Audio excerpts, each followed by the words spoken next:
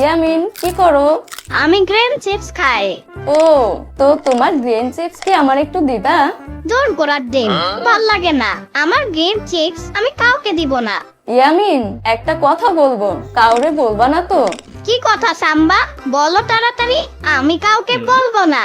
ধুর, আমি জানি তুমি বইলা দিবা।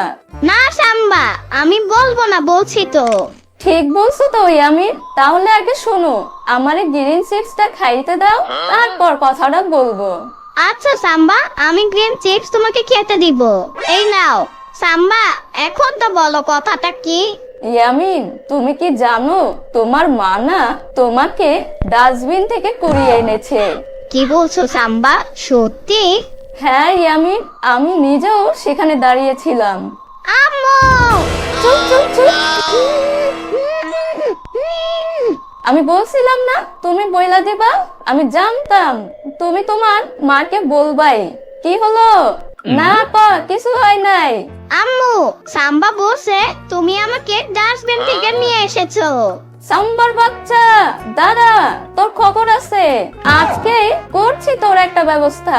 হি হি হি, সাম্বা, এখন তোমাকে আমি ডাস্টবিন থেকে করিয়ে নিব।